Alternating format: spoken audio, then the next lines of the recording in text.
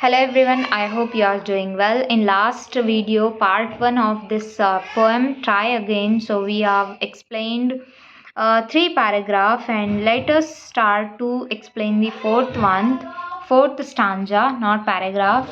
In novel and lesson we say paragraph, and in poem and poetry we say stanzas. So here now just at that moment a spider dropped. जैसे ही हमने देखा था कि वो जैसे ही give up करना चाहता था किंग ब्रूस, तो सडनली वहाँ पर क्या हो जाता है, एक स्पाइडर गिर जाती है विथ इट्स सिल्कन फिल्मी clue thread.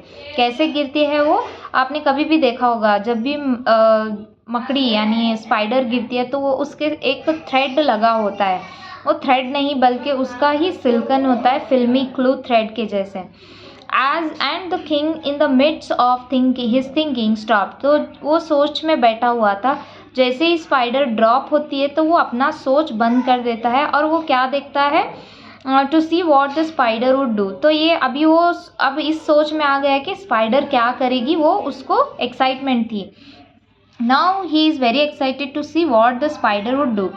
It was a long way up to the ceiling dome. तो वो जो जहाँ पे वो एक सीलिंग डोम था वहाँ तक जाने के लिए एक वो बहुत ही लॉन्ग वे था, बहुत ही लंबा रास्ता था उस स्पाइडर के लिए. And it hung by a rope so fine. जो उसका ये स्पाइडर का जो ये रोप था वो अच्छे से ऊपर की तरफ जा रही थी.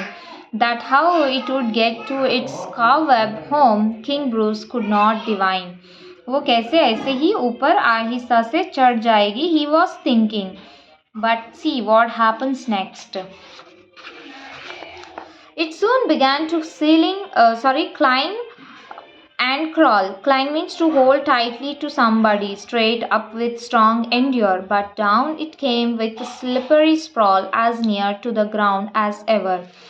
तो जैसे ही वो ऊपर की तरफ चढ़ना शुरू करती है, straight up with strong endure मतलब बहुत ही ज़ोर से अपनी ताकत लगा के वो ऊपर चढ़ रही है.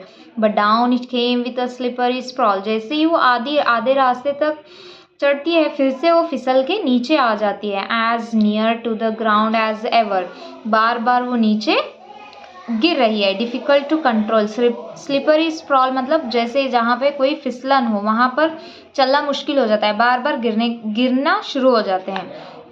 अब it ran not a second to stay to utter the least complaint. लेकिन वो गिर रही है बार बार, फिर से वो उड़ती है, फिर से वो भागती है, फिर से वो दौड़ती है, फिर एक सेकेंड भी वो वेस्ट नहीं करती, फिर से अपनी मंजिल की तरफ बढ़ना स्टार्ट करती है. Till it fail still lower and there it ले अ लिटिल डिजी एंड फेंट.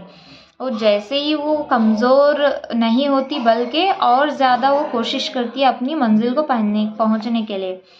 It's head grew steady again it went growing और हैपनिंग. वो जैसे ही कोशिश करे बार बार वो गिर रही है, फिर से जा रही है. And travelled a half yard higher. तो अभी कहाँ गई वो, पहले थोड़ी दूर चली गई थी, फिर से गिरी, अभी वो उससे और करीब हो गई, मतलब हाफ यार्ड हायर और ज़्यादा. It was a delicate thread it had to thread. Delicate means easy to damage. हम थोड़ा भी उसको टच करते हैं तो वो डैमेज होता है थ्रेड. आपने भी कभी एक्सपीरियंस किया होगा.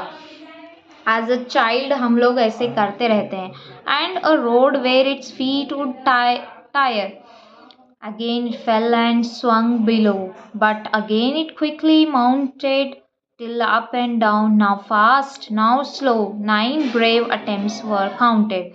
वो बार बार कोशिश करती है. swung means move, mounted means riding, again and again going upside. यहाँ पे अपसाइड होता है, इसका एक्चुअल मीनिंग है राइडिंग अ हॉर्स के लिए हम यूज़ करते हैं, but here it is giving going again and again upside. वो कितने अटेम्प्ट्स करती है, 9 अटेम्प्ट्स करती है वो. ये कौन काउंट कर रहा था, किंग ब्रूस काउंट कर रहे थे.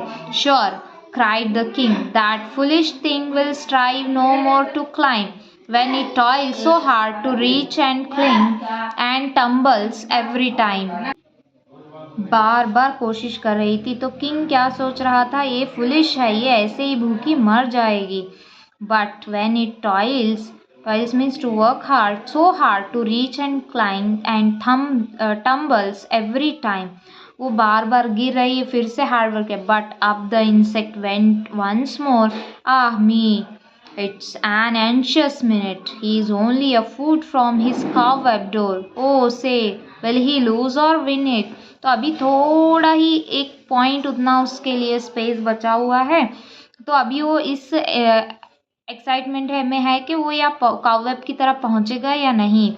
Steadily, steadily, inch by inch, higher and higher he got, and a bold little run at the very last pinch put him into his native court. Steadily. Steadily means continuously hard work. Inch by inch, थोड़ी थोड़ी inch by step, higher and higher, ऊपर की तरफ चढ़ते हुए. And a bold little run at very last pinch, बहुत ही bold एक पिंच, लास्ट पिंच की तरफ वो जब छलांग लगाती है तो वो कहाँ पहुँच जाती है? Native cot. नेटिव कॉट मतलब उसके जाले की तरफ. Bravo, bravo, the king cried out. All honors to those who try. The spider up there defied despair. He conquered, and why shouldn't I? तो यहाँ पे bravo, bravo is used for expressing happiness and feelings towards anything. So the king cried out, जोर से चिल्लाता है, bravo, bravo, all honors to those who try. तो वो बोलता है कि ये सारे honors किसके लिए हैं? जो लोग कोशिश करते हैं.